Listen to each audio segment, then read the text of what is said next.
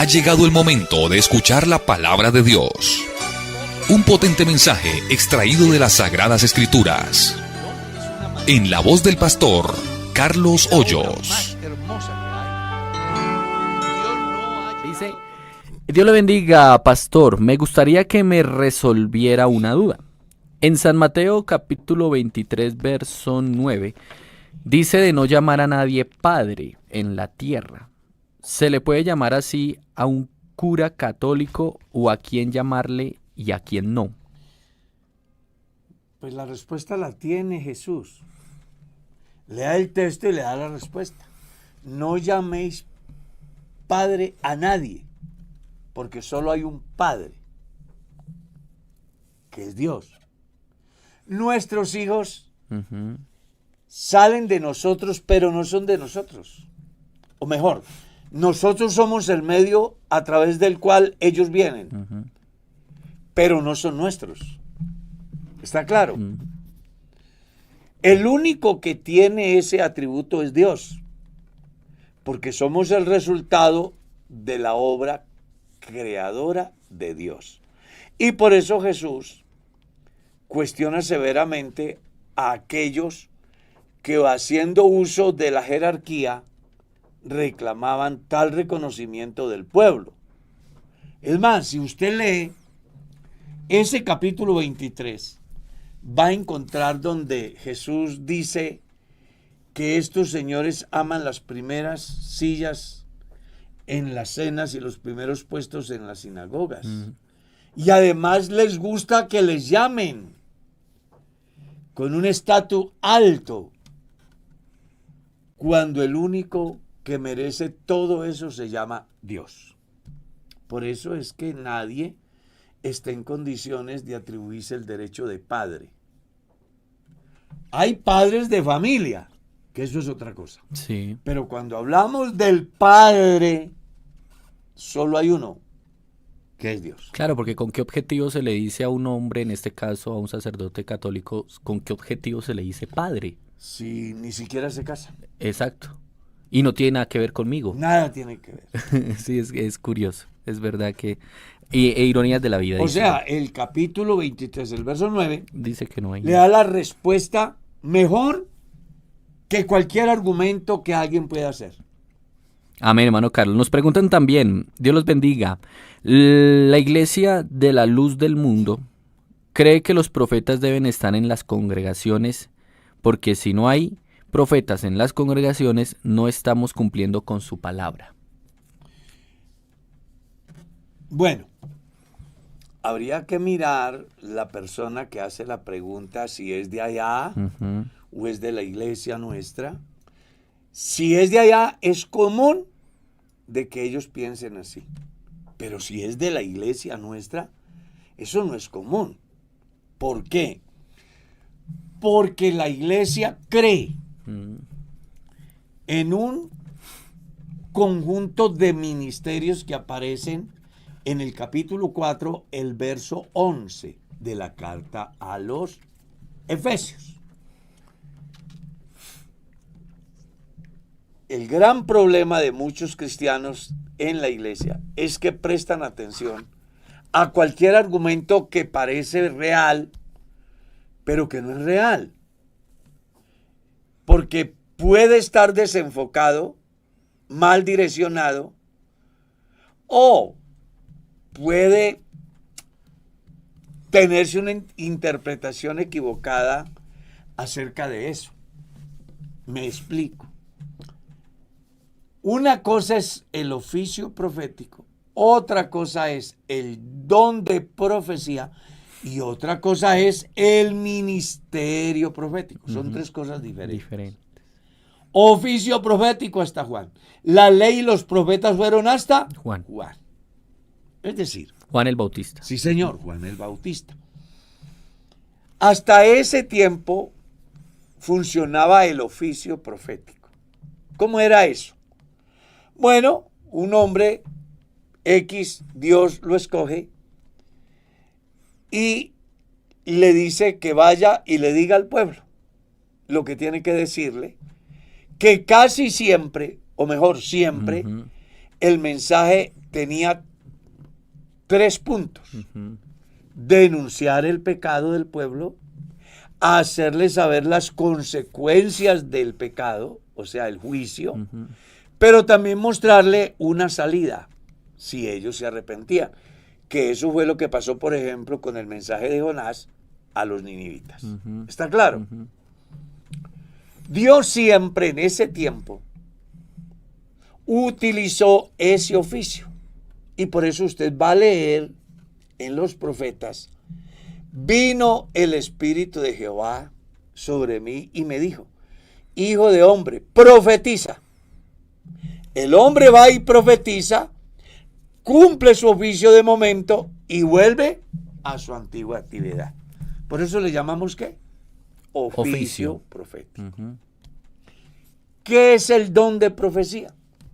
El don de profecía es algo que aparece en el primer siglo de una manera muy fuerte, porque habían razones suficientes para que se diera. ¿Cuáles? Como se entraba en una nueva etapa de la historia, la gente, y de una manera particular el mundo gentil, no tenía una hoja de ruta a través de la cual se pudieran guiar. Ujú. Entonces, las iglesias se reunían y no podían esperar que apareciese un fariseo a leerle la ley, porque ya estamos en la dispensación de la gracia.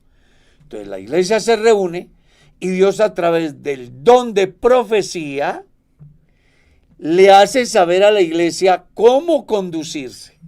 Y la iglesia debe tener la madurez suficiente para entender si la profecía es fidedigna o es falsa, que fue el caso que se presentó en Tesalónica, donde a causa del boom de la profecía se filtraron profecías que desmotivaban, que desviaban, y generó una dificultad en la iglesia de tal dimensión que llegaron a pensar que era mejor no más Espíritu Santo en la iglesia, no más profecía, porque en el evento de la presunta profecía, bajo la justificación del Espíritu Santo, venían enseñanzas falsas. Entonces Pablo les dice: no apaguen al Espíritu, no menosprecien la profecía. Ustedes deben de tener la madurez suficiente para entender si la profecía viene acorde a los postulados de los apóstoles o es cristocéntrica. Porque si escapa eso, aunque digan que es profecía, pues es falsa.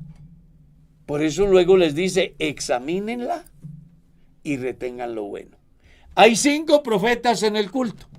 Y el uno dice una cosa y el otro dice, pero hay uno que habla acerca de la esperanza en Cristo y de su pronto regreso y de la resurrección de los muertos y de la justificación por la fe, a fin de que los que están allí no sean afectados por los pecados pasados. Venga, eso se ajusta a los principios bíblicos. Pero en ese grupo también hay otro que se levanta que dice: la resurrección no es una realidad, la resurrección es un mito, la resurrección solo ocurrió en la persona de Jesús y ya. Entonces, la iglesia debía de tener la capacidad de establecer la diferencia, que aunque ambos hablaban de la resurrección, la una era falsa porque desconocía la resurrección, la otra era real porque se ajustaba a la enseñanza de Jesús y de los apóstoles. Estamos hablando de la iglesia del primer siglo. Exactamente. Es decir, Agabo, ese hombre que aparece en Hechos capítulo 11, ¿podríamos decir que era un hermano de la iglesia con el don de profecía? Sí, señor. El don, porque el oficio ya había terminado. Sí, ya había terminado. Ya había terminado. Ujú. En Juan termina el oficio Sí. profético. Entonces, él tiene el don de profecía y da la profecía con respecto a lo que le ha de suceder a Pablo. Exacto. ¿Está claro? Ujú. Bueno. Ese don se dio mucho en el primer siglo por causa de que, como dijimos ya, no había Ujú. una hoja de ruta a través de la cual la iglesia pudiera guiarse. Entonces Dios, a través del don de profecía, guiaba al pueblo usando a uno de sus creyentes. Ujú. Luego viene el ministerio profético, que ese, desde el momento que aparecen los ministerios, entonces aparece el don de profecía. Perdón, el ministerio profético. Uh-huh. Capítulo 4, el verso 11 dice, porque él mismo, o sea, Jesús, constituyó a unos apóstoles, a otros profetas. Hablando de ministerios definidos.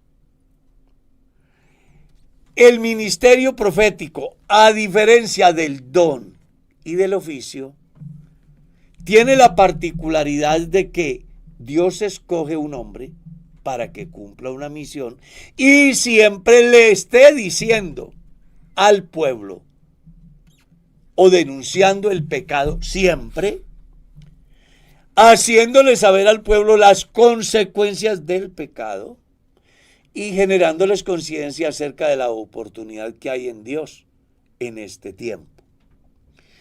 Cada vez que el pastor Diego, el pastor José, toma la palabra para transmitirla al pueblo, está ejerciendo el ministerio profético. Uh-huh. De hecho, que todos los predicadores, cuando les corresponde presentar el mensaje de Dios, lo primero que dicen es que vamos a leer la palabra de Dios, o sea, les vamos a transmitir lo que Dios dice en su palabra. Uh-huh. Las explicaciones son la manera de hacer amplio, entendible el mensaje, pero tiene un origen claro en las Sagradas Escrituras. Ese ministerio profético está en vigencia y estará en vigencia. Dios me escogió o lo escogió al pastor Diego para este ministerio. A las 6 de la mañana, el pastor Diego transmite el mensaje de Dios. A las 12 de la noche, a cualquier hora, en mi caso personal, yo atiendo gente todos los días y de todas partes de Colombia y del mundo. Y en mi intervención busco ¿qué? Transmitir lo que Dios dice en su palabra. De hecho, que este programa busca eso, tratar de orientar a la gente con relación a esa cantidad de interrogantes que tienen acerca de diferentes temáticas o prácticas que pueden ser mal vistas, y entonces las personas quieren tener una respuesta según Dios a través de su palabra. Estamos cumpliendo ese ministerio de profecía. ¿Está claro? Ahora, cuando ya lo miramos por ese lado de esa corriente, que está también muy relacionado con un grupo político hoy que se llama Mira, sí. Y de otra iglesia que llaman por ahí la Iglesia de Dios, que también piensan en eso, es que ellos desconocen lo que ya está escrito, edificado sobre el fundamento de apóstoles y profetas, siendo la principal piedra del ángulo Jesucristo mismo. Desconocen que también está escrito, tenemos la palabra profética más segura. Así que yo no tengo que ir a un lugar de reunión para que alguien me tire babas en los oídos y en la cara, hablándome de una presunta profecía que puede ser el resultado de un seguimiento que me hacen para luego dárselas de los grandes allá, o alguien que se autoproclama profeta y en una reunión comienza a decirle a la gente, yo te profetizo, que de eso está lleno la red. En el año 2020 hay una predicadora ahí que la llaman pastora y comenzó a profetizarle a todo el auditorio. El año 2021 el Espíritu Santo dice que va a ser de prosperidad, que va a ser de salud, de bienestar. ¿Y qué vino? La pandemia. La pandemia. Pero los ignorantes creían que lo que la señora decía, esa era la verdad. O lo que dijo el caballero en Barranquilla, ¿no? Que el Espíritu Santo dice que tal día viene el Señor y los hizo encerrar, y hasta la Cruz Roja y la administración tuvieron que hacerse en presente, Defensoría del Menor del Pueblo, y vino el día que habían dicho y no pasó. No pasó nada. O lo que le pasó a ese presunto pastor coreano que dijo que tal día, a tal hora, de tal mes, venía Jesús Y la gente le creyó el cuento. Y al final, Jesús no vino. ¿Y qué salió a decir el presunto pastor profeta? Jesucristo nos mintió. Venga, es que cuando la gente cree cualquier cosa, menos a la palabra, son susceptibles de ser engañados. Por eso la iglesia cree fielmente que el mejor código divino, la mejor palabra profética, no es la que se soñó a alguien o la que se le ocurrió a alguien decir, sino la que Dios dice en su palabra. Textualmente leemos, el que cree en mí, como dice la Escritura. Tenemos la palabra profética más segura. Hizo Jesús además muchas señales y milagros que si se hubiesen escrito, pienso yo, dice Juan, los libros no cabrían en el mundo, pero las que están escritas tienen un fin, y es para que creáis que Jesucristo es el Hijo de Dios. Y es que Satanás es experto creando artimañas del error para que muchos y miles vivan confundidos en estos tiempos y en toda la historia, porque está comprobado, mano Carlos. En algún momento veía yo un documental de aquellos lugares que profetizan, diciéndole a las personas sobre su futuro y lo que va a pasar.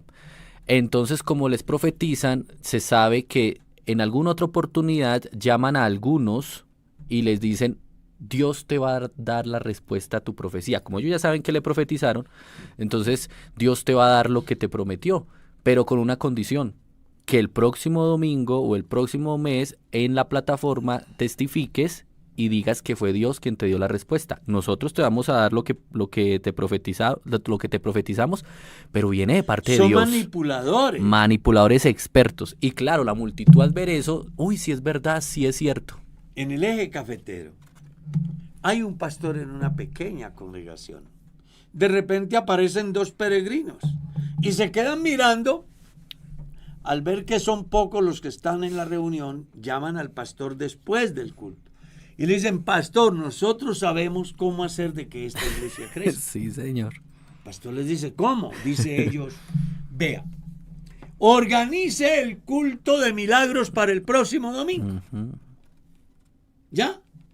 Nosotros venimos en silla de ruedas. Usted hace la oración y en medio de la oración nos levantamos.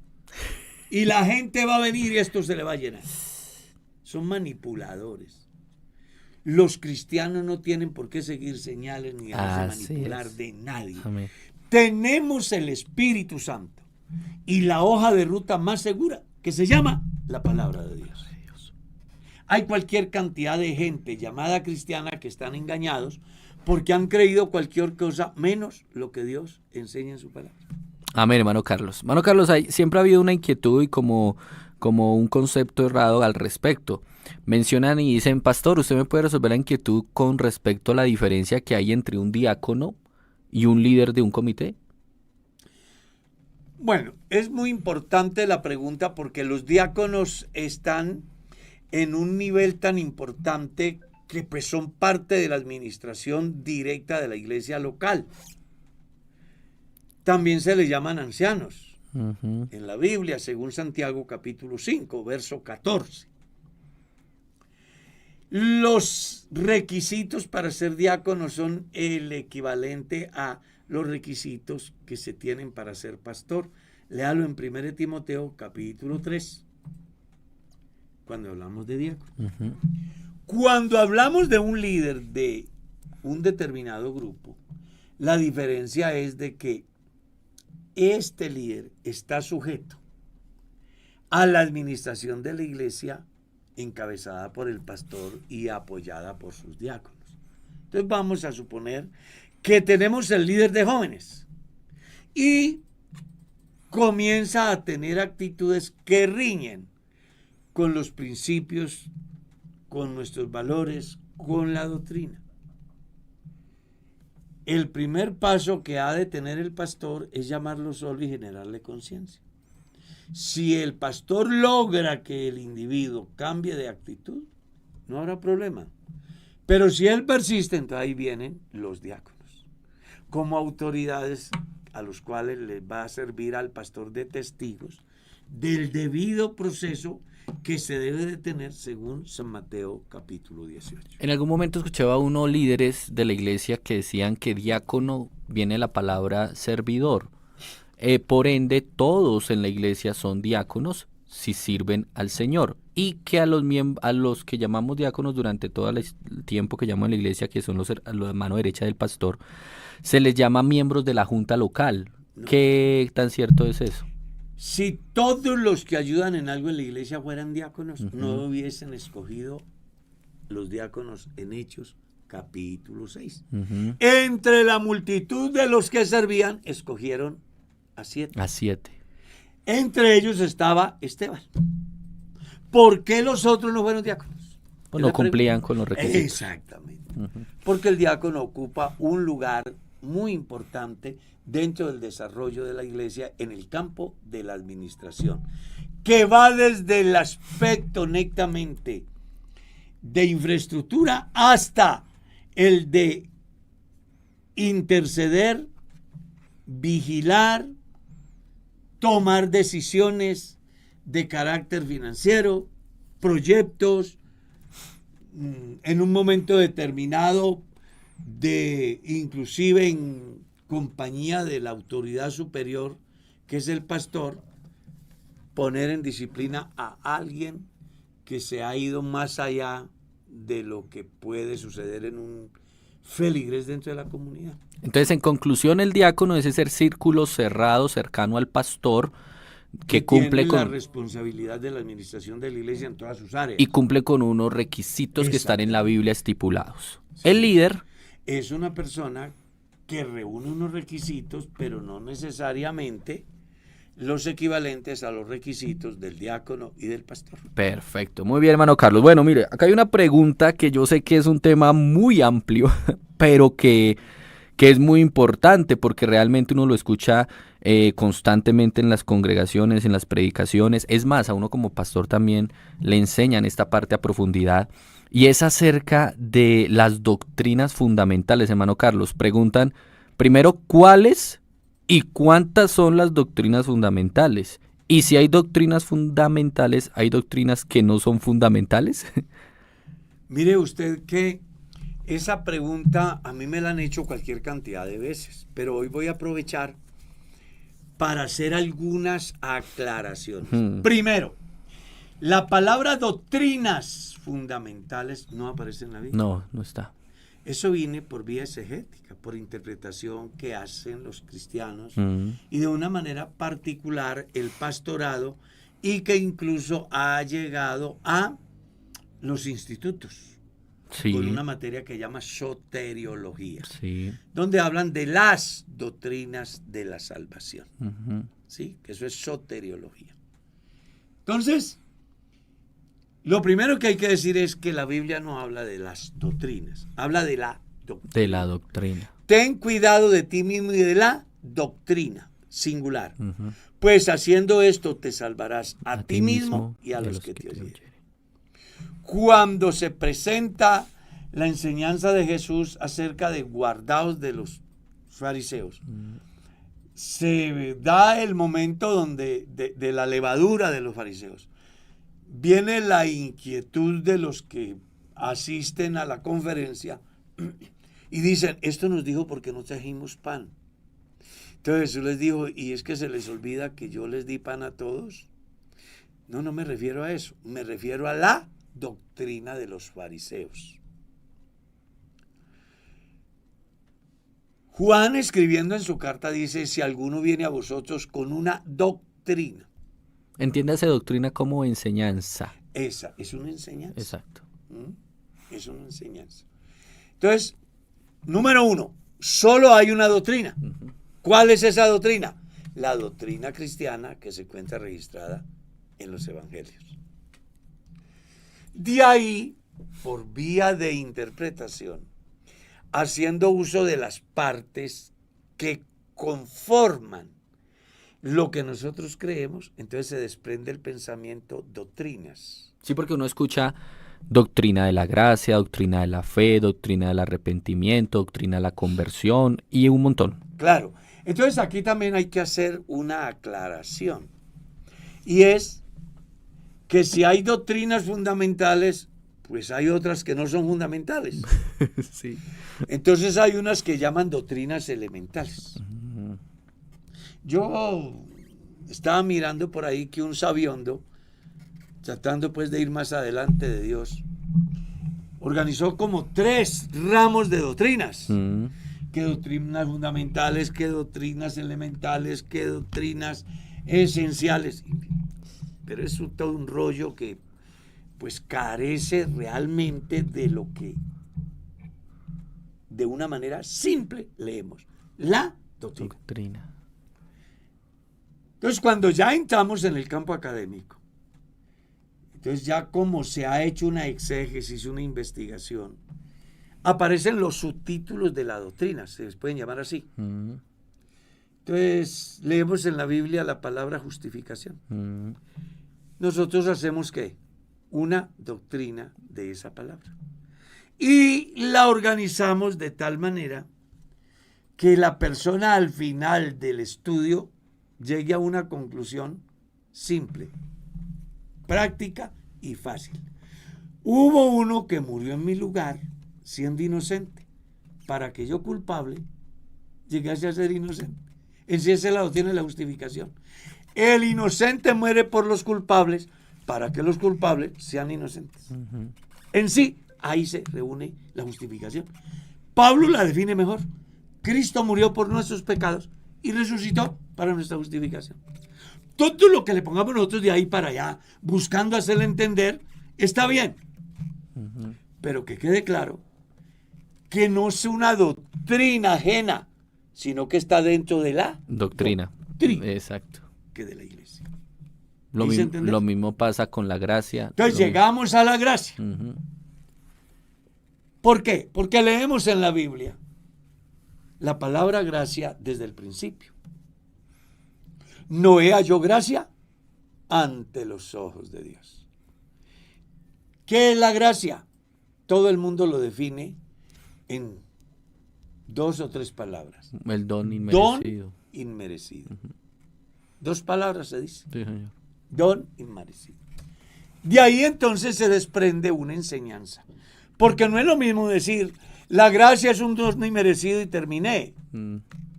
No.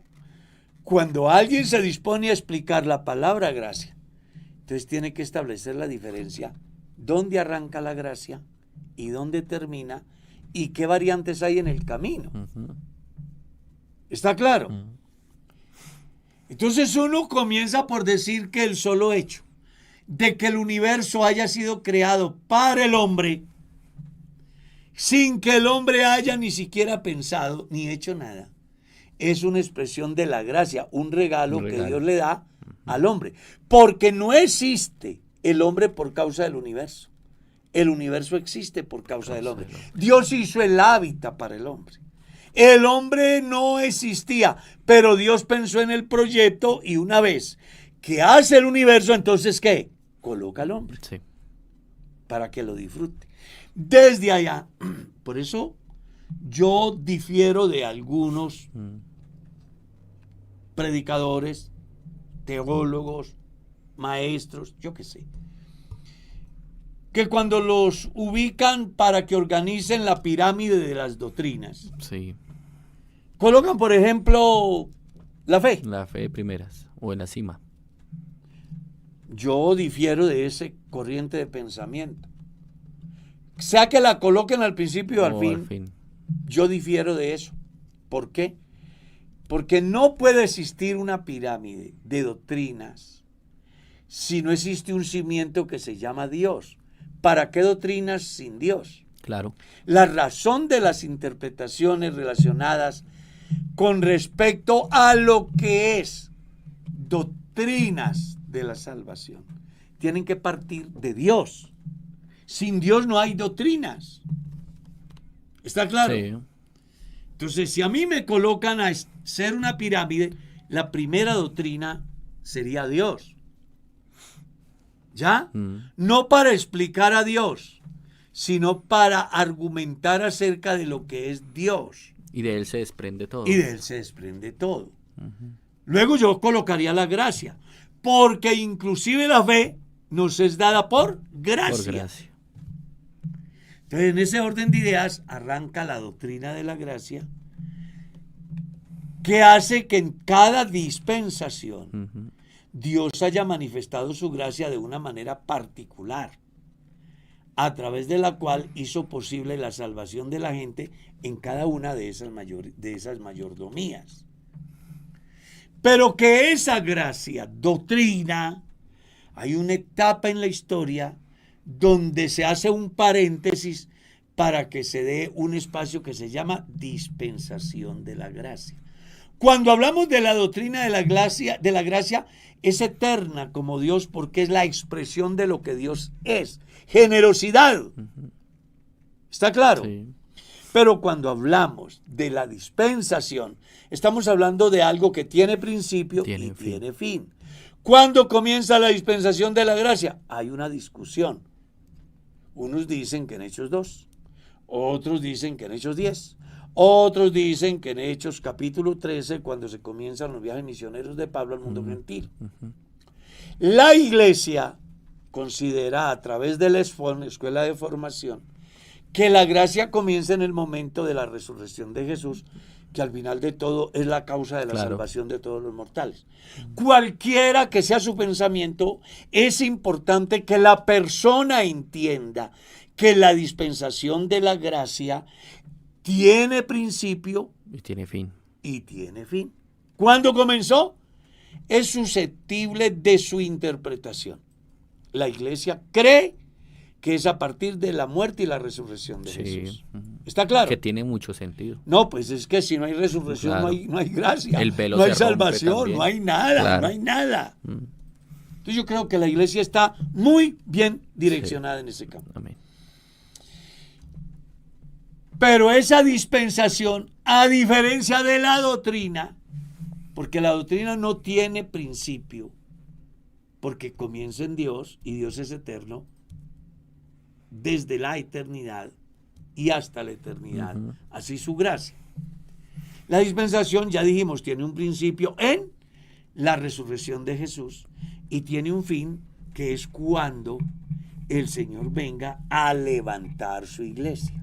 Entonces ahí podemos decir con plena certeza que ese lapso de tiempo termina, pero la doctrina de la gracia sigue. Porque para estar delante de Dios por la eternidad, nosotros no hicimos nada, fue por gracia. Amén. Para disfrutar de esas bendiciones, de esas maravillas, de esa luz eterna, de ese habitáculo donde no habrá puertas, ni habrá noche, ni habrá día, eso solo es por la gracia. Entonces es importante que la gente entienda que cuando se habla de la gracia como doctrina, debe de tenerse en cuenta la eternidad pasada y la eternidad futura y un lapso de tiempo que se llama dispensación, en el cual Dios, a través de su obra, abre la puerta para que ya no sean solo los israelitas, sino los de todo pueblo, tribu, lengua y nación, por su gracia, su don inmerecido, su generosidad, alcancemos el privilegio de la salvación y la vida eterna por la obra hecha de Cristo Jesús en la muerte y su resurrección. Es decir que en conclusión, no existe una sola doctrina. Exactamente. Una sola doctrina. ¿Qué se llama la doctrina La cristiana? doctrina cristiana, de la cual se desprenden una serie de enseñanzas que todas igual llegan al mismo punto, Dios. Exacto. Empiezan en Dios y terminan en Dios. Exacto. Pero no queriendo decir que unas sean más importantes que otras. No. Porque entonces, ¿dónde entraría? Una vez escucha a gente decir, no, pero es que el diezmo es una doctrina. Y es una doctrina, se llama la doctrina financiera.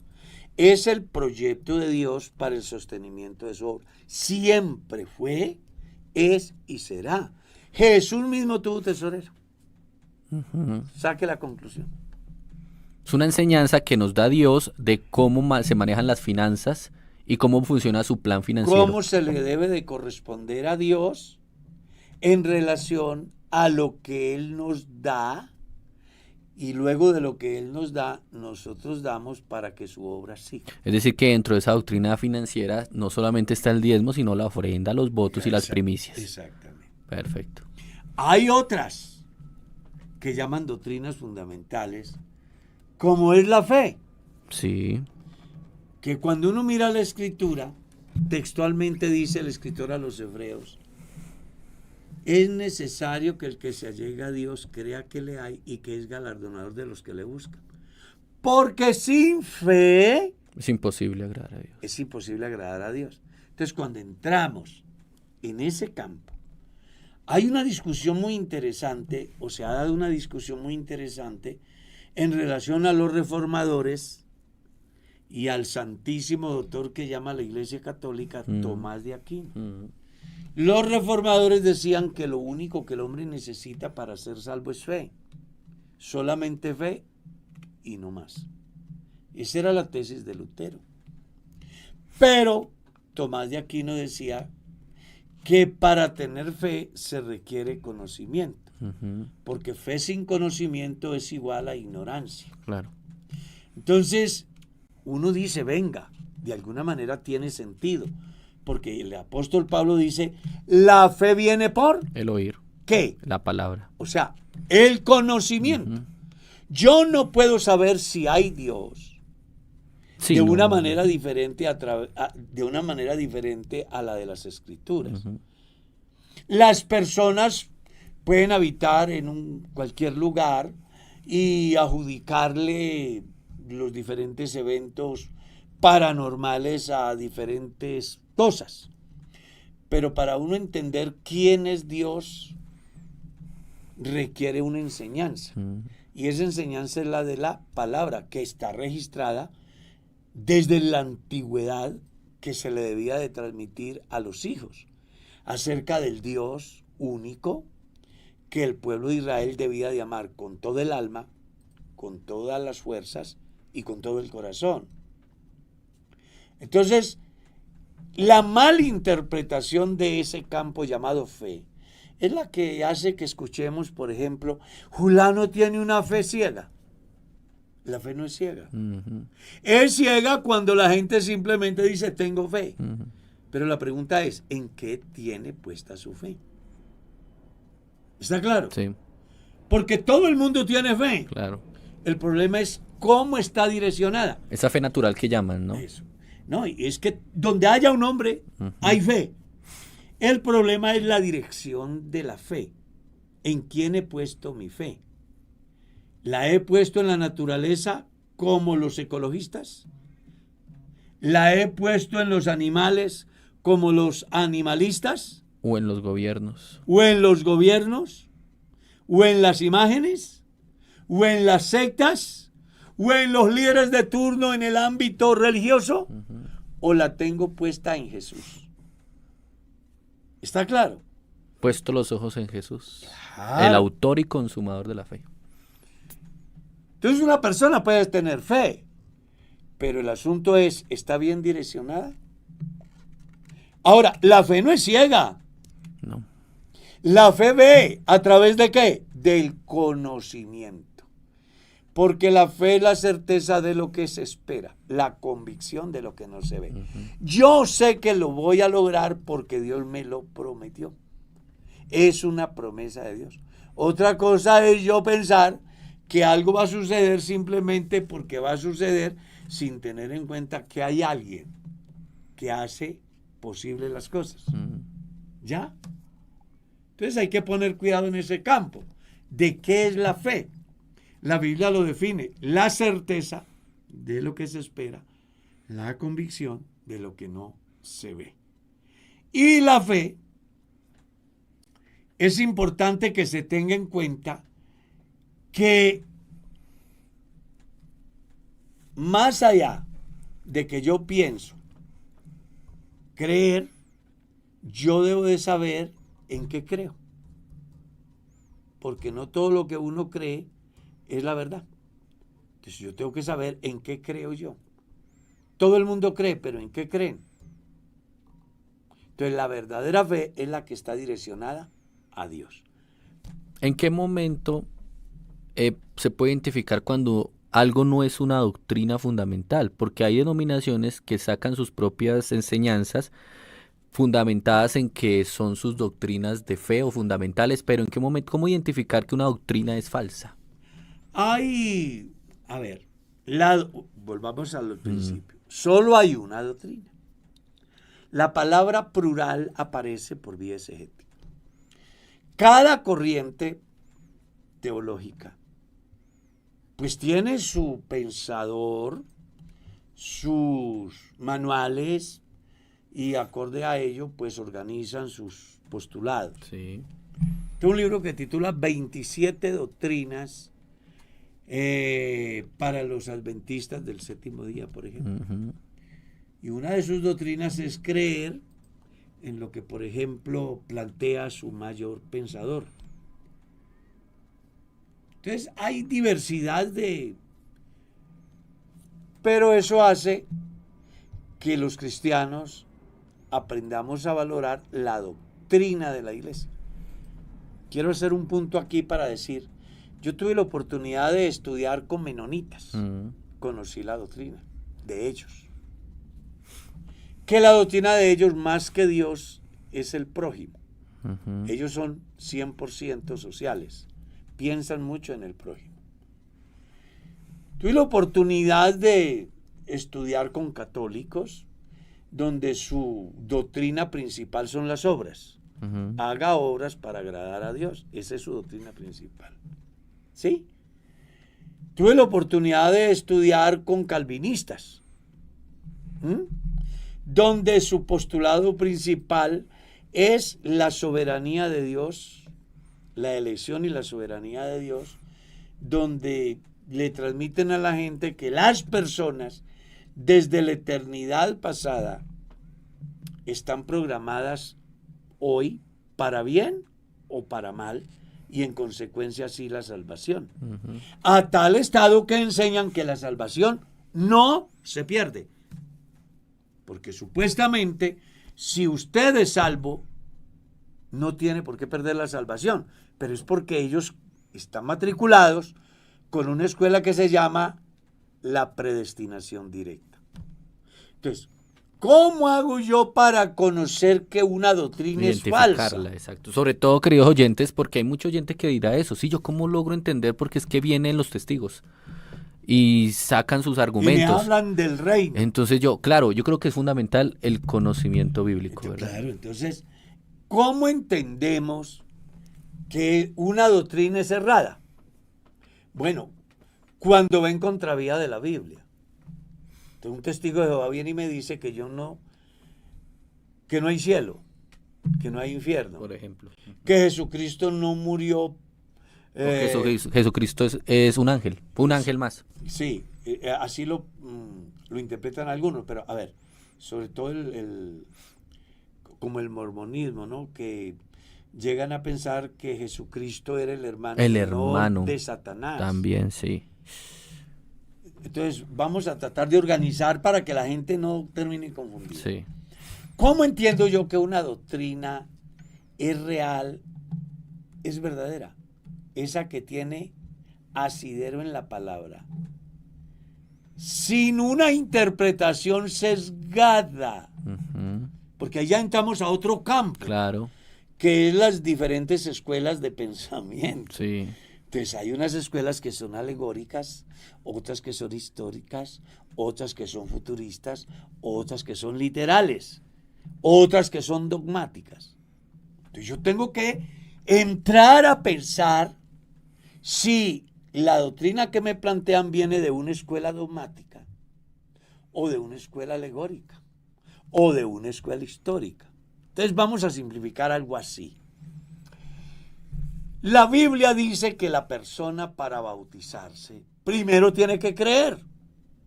Sí. Jesús dijo que aparte de creer debía de ser discipulada, es decir, enseñada. Una vez que se le enseña a la persona que ha creído, se le enseña lo que es el bautismo, para qué es y qué implicaciones, haciendo de que el individuo por su propia voluntad decida bautizarse o no. Esa es una doctrina bíblica que no está sesgada y que está amparada por el texto bíblico. Exacto, y está suficientemente justificada en varios pasajes. Pues claro, dice que crea, que sea discipulado y que él decida. ¿Dónde encontramos eso? Marcos 16. El que creyere primero y luego se bautice, ese es salvo. Luego Jesús en San Mateo dice, hay que hacer discípulos y después de que sean discípulos hay que bautizarlos. ¿Quién toma la decisión? ¿Papá, mamá o el familiar? No. Pedro dice en el libro de los Hechos, cada uno tome la decisión de bautizarse. Eso es lo que la Biblia dice. ¿Está claro? Y una prueba de eso es lo que sucede en el viaje de Felipe y el etíope. Felipe le va hablando de Isaías 53 y llegan a un riachuelo y el etíope le dice, aquí hay agua. ¿Qué impide, pues? Eso prueba de que Felipe le había dicho que las personas tenían que ser bautizadas en agua. Y él dice, Felipe, aquí hay agua. ¿Qué impide para que yo sea bautizado? La respuesta de Felipe fue simple. Si crees de todo corazón, bien puedes. Y él dijo, yo creo de todo corazón. Descendieron de la carroza y Felipe bautizó al etíope. Este siguió para Etiopía ya bautizado y Dios arrebató a Felipe y se encontró en Azoto. Eso es lo que la Biblia dice. Son doctrinas. ¿Cómo entiendo yo la doctrina del bautismo como un dogma? Lo que enseña la Iglesia Católica. La Biblia dice que el bautismo es para los adultos, para los que se arrepienten, para las personas que primero tienen que ser discipuladas. Entonces ellos dicen, no, bauticemos al niño, coloquémosle 2 testigos que llaman padrinos, para que cuando él crezca le cuenten y él verá si sigue o no sigue. Eso es un dogma. Entonces, la doctrina del bautismo, según el dogma tomasista, es yo me bautizo, o mejor, yo bautizo al niño para que la bendición mía le alcance a él, basados en la tesis de la circuncisión, que por causa de la circuncisión de Abraham debía de repetirse en los niños de 8 días para que la bendición de Abraham le alcanzase a sus hijos, desconociendo el tratamiento de Dios para el pueblo de Israel y el tratamiento de Dios para el mundo gentil. Para el pueblo de Israel era una promesa material, para el mundo gentil es una promesa espiritual que no va a depender de una circuncisión hecha en la carne, sino en el corazón, equivalente a un arrepentimiento, una conversión, un nuevo nacimiento del agua y del espíritu, que son 2 cosas diferentes. Sí, ¿está claro? Sí. Entonces es donde uno ve que una cosa es el dogma, otra cosa es lo que la Biblia dice. Eso como para simplificarlo. Que la gente establezca la diferencia.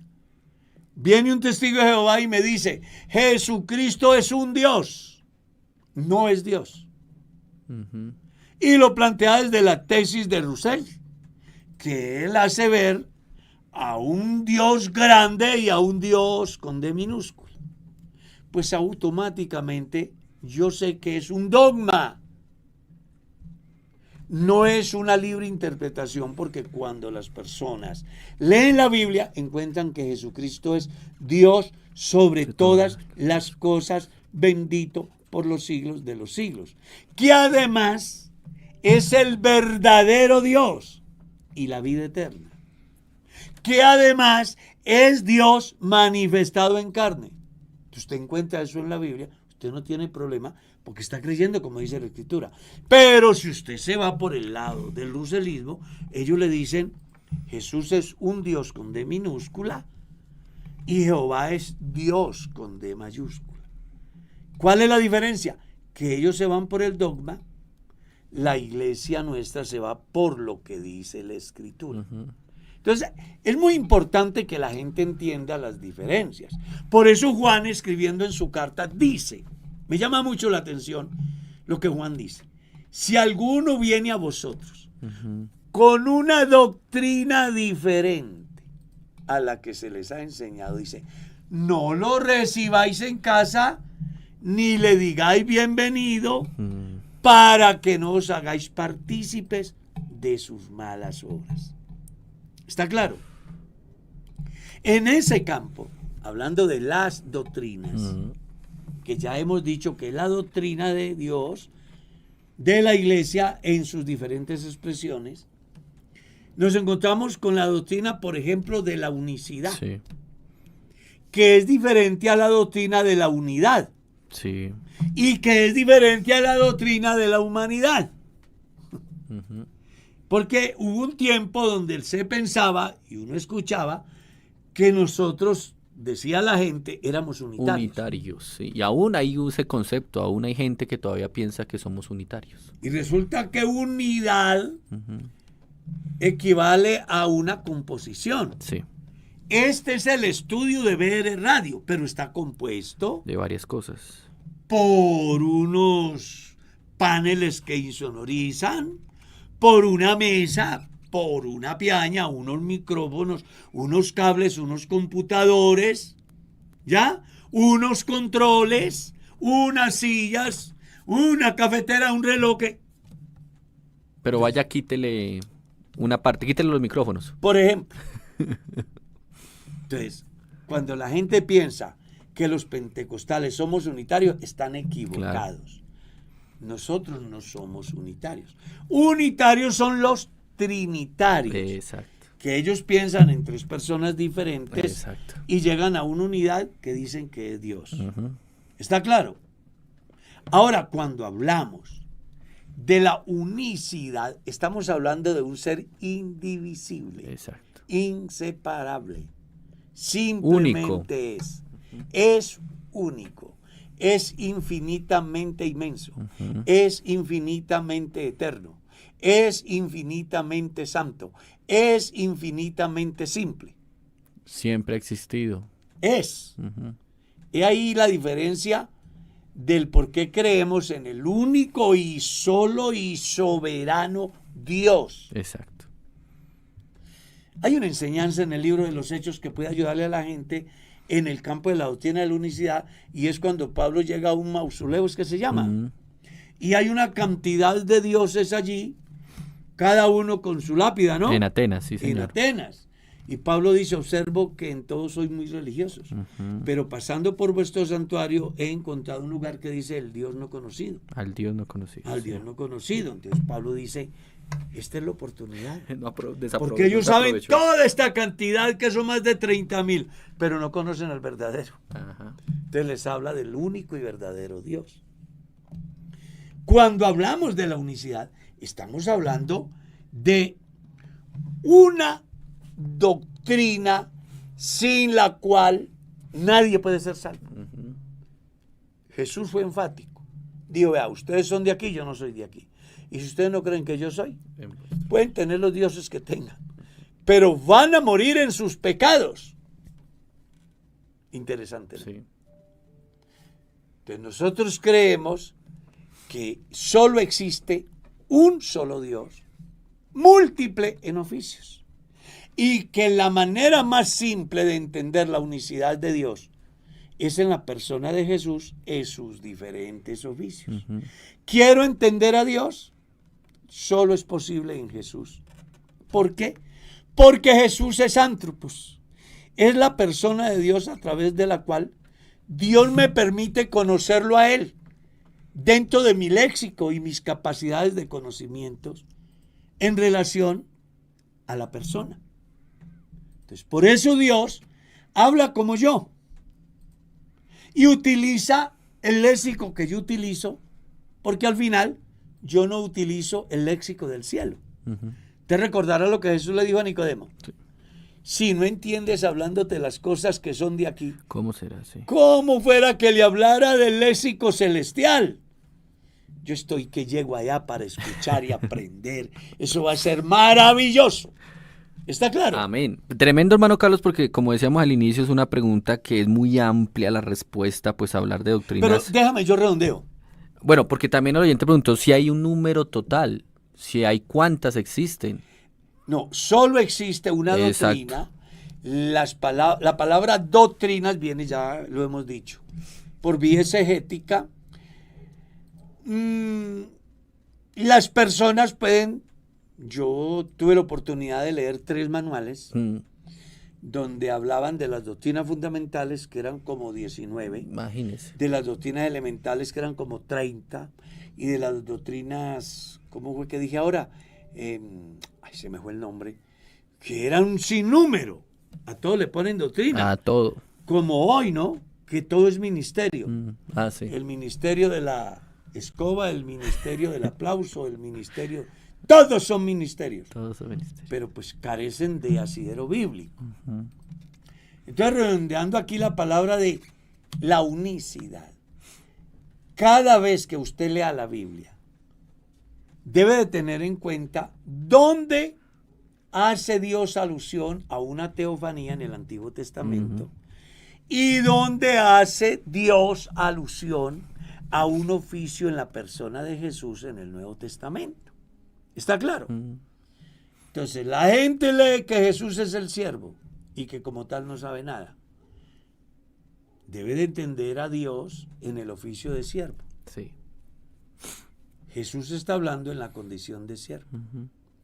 Pero cuando Jesús habla de que Él es el Padre, entonces debemos de entenderlo que Él es el Padre. Pero cuando leemos que Él es el sumo sacerdote y apóstol de nuestra fe, entendamos que es el que intercede por nosotros. Pero cuando Él habla que Él es el Cordero, entendámoslo como nuestra víctima. Pero cuando Él habla que Él es nuestro juez, entendámoslo como el juez. Y cuando Él habla que es el abogado, entendámoslo como abogado. Es decir, vamos a entender la unicidad de Dios de una manera simple y práctica, mirando el contexto en el cual Dios actúa en el Antiguo Testamento y Dios actúa en el Nuevo Testamento en la persona de Jesús. Cuando las personas alcanzan a entender eso, no se les dará dificultad para entender que Dios es uno y que tiene un nombre que se llama Jesús. El nombre más grande que hay. En ese nombre se sanan enfermos, en ese nombre se perdonan pecados, en ese nombre se echan fuera demonios, en ese nombre se recibe la unción del Espíritu Santo, en ese nombre es que nosotros tenemos franca entrada a la presencia de Dios.